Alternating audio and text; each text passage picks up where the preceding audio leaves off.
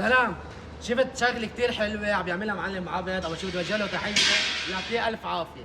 شغله ضروري نضوي عليها مثل هيك مشاريع. يا معلم عبد احكينا عنها.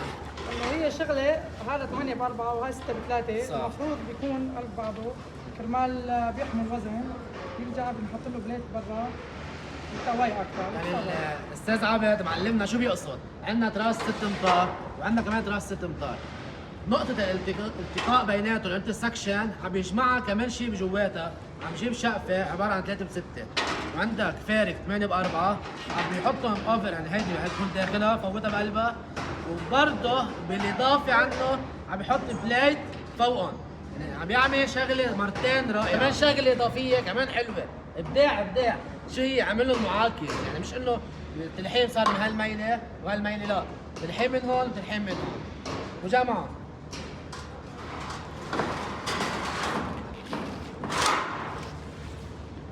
مرحبا. يا هلا حبيبنا. تم عملية الجمع.